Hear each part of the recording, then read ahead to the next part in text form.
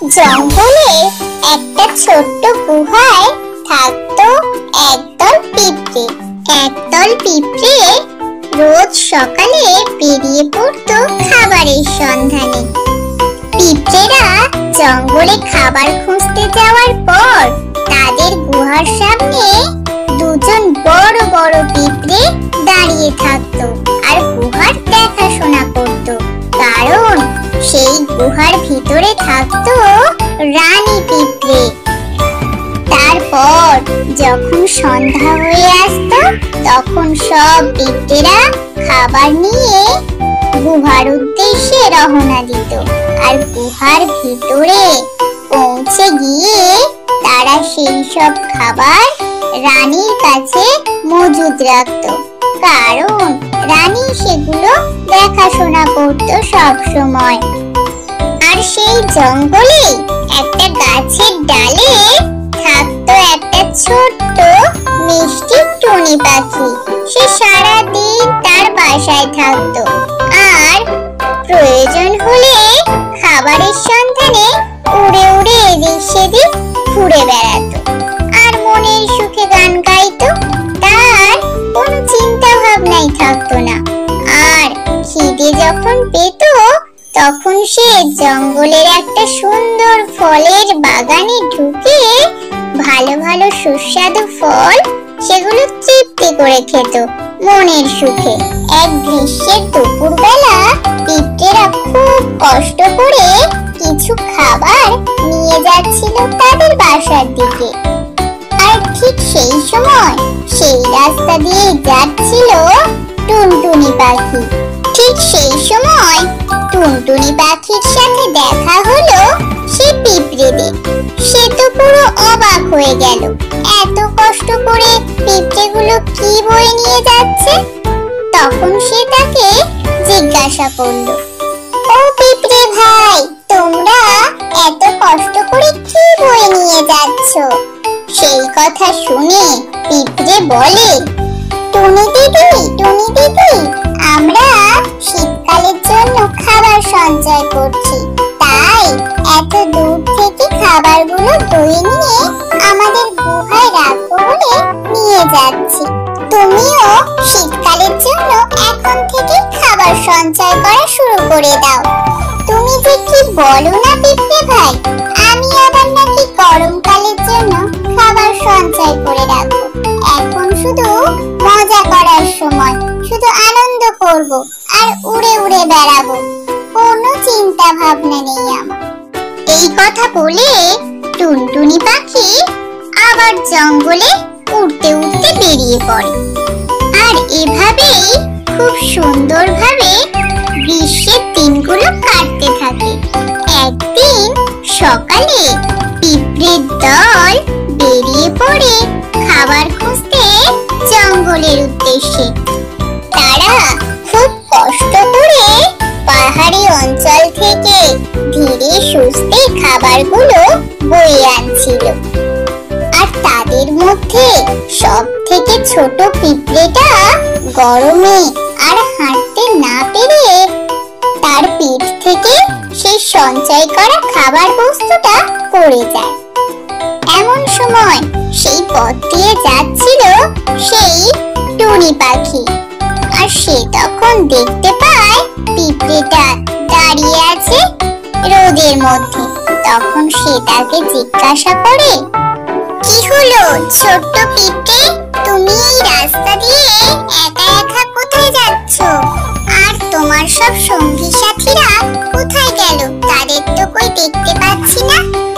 সবাই আগে চলে গেছে, আমি সবার পিছনে পড়ে গিয়েছিলাম। এই সূর্যের তাপে আমি আর চলতে না পেরে এখানে একটু জিরিয়ে নিচ্ছিলাম।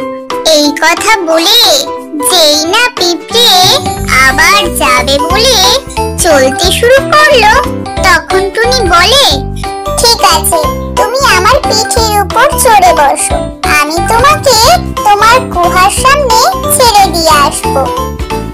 যেমন ভাবা তেমন কাজ। টুনির সাথে সাথে পিঁপড়েকে কাঁধে চড়িয়ে উড়িয়ে উড়িয়ে নিয়ে যেতে থাকলো তার গুহার দিকে। পিঁপড়েও খুব এত সুন্দর আকাশ সে আগে কখনো দেখেনি। তারপর টুনি পিঁপড়ের গুহার সামনে এসে পিঁপড়েকে নামিয়ে দেয়, আর তারপর সে সেখান থেকে চলে যায়। উঠতে উঠতে সে ফেরে তার নিজের বাসার দিকে। কিছুদিন পর গ্রীষ্মকাল শেষ হয়ে যায় আর গাছের সব পাতা ঝরে যায়। চারিদিকে বরফ পড়তে থাকে। গাছের সব অংশে বরফ পড়ে সাদা হয়ে যায়। এদিকে মাঠের মাঝখানে থাকা ছোট্ট টুনি পাখির বাসাও বরফে ঢাকা পড়ে যায়। তার বাসার এই রকমই অবস্থা দেখে সে খুব কান্না করতে থাকে। সে কাঁদতেই থাকে, বলতে থাকে, হে ভগবান, আমি এখন এই শীতের মধ্যে কি করব, কোথায় যাব, কি খাবো? হ্যাঁ, একটা কাজ করতে পারি, আমি পিঁপড়েদের গুহায় যাই, যদি ওরা আমাকে কিছু সাহায্য করে। তারপর টুনি সমস্ত বরফ পেরিয়ে তুষারপাতের উপর থেকে সে যেতে লাগলো পিঁপড়েদের বাসায়। টুনি পিঁপড়েদের বাসার সামনে এসে দেখে তাদের বাসার দরজা একটা বড় কাঠ দিয়ে বন্ধ করা। সে তখন দরজার বাইরেই দাঁড়িয়ে দরজায় টোকা দিতে আরম্ভ করলো। এদিকে পিঁপড়েরা তাদের বাসার মধ্যে খাওয়া দাওয়া করছিল, আর রানী পিঁপড়ে অন্য সব বাচ্চাদের গল্প করে শোনাচ্ছিল। খুব আনন্দে তাদের দিনগুলো গুহার মধ্যে কাটছিল। এমন সময় রানী পিঁপড়ে শুনতে পেল দরজার বাইরে থেকে কেউ টোকা মারছে। সেই আওয়াজ শুনে রানী টুনি বাইরে বেরিয়ে এসে দেখে টুনটুনি পাখি দাঁড়িয়ে দাঁড়িয়ে কাঁদছে। তখন সে তাকে জিজ্ঞাসা করে, কি হয়েছে টুনি তোমার, তুমি কাঁদছো কেন? রানী পিঁপড়ে, আমি এই শীতে খুব কষ্ট পাচ্ছি। আমার কাছে কোনো খাবার নেই, আমার বাসাটাও বরফে ঢেকে গেছে। তাই তোমাদের কাছে কিছু সাহায্যের জন্য এলাম। তোমরা দয়া করে আমাকে কিছু খাবার দিয়ে সাহায্য করো। গ্রীষ্মকালে আমরা যখন কষ্ট করে দূর থেকে খাবার সঞ্চয় করে আনছিলাম, তুমি তখন আমাদের দেখে খুব মজা নিচ্ছিলে। এখন থাকো, কিভাবে না খেয়ে পড়ে থাকতে পারো? আমরা কোনো সাহায্যই করতে পারবো না তোমাকে, যাও এখান থেকে। এই কথা বলে যখন রানী তার গুহার দিকে চলে যাচ্ছিল, তখনই সেখানে এলো একটা ছোট্ট বাচ্চা পিঁপড়ে। সে রানীকে বলল, রানীমা, একদিন আমি যখন ওই রাস্তায় খাবার আনতে আনতে পড়ে গিয়েছিলাম, তখন এই টুনি আমাকে খুব সাহায্য করেছিল। তারপর সে বিস্তারিতভাবে সবকিছু রানীকে খুলে বলতে থাকলো। কিভাবে তারা গ্রীষ্মের দুপুরে খাবার বয়ে আনছিল, আর সে সবার পিছনে পড়ে গিয়েছিল, আর সামলাতে না পেরে খাবার ফেলে রেখে সে একটু বিশ্রাম নিচ্ছিল। কিছুক্ষণ পর সেখানে টুনটুনি পাখি আসে, আর সে তার কষ্ট দেখে তাকে পিঠে করে তুলে নিয়ে জঙ্গলের উপর দিয়ে উড়িয়ে নিয়ে এসে তাদের গুহার সামনে দাঁড়ায়, আর তাকে সাবধানে নামিয়ে দেয়। সব কথা শুনে রানী পিঁপড়ে টুনিকে বলে, টুনি, তুমি কান্না থামাও।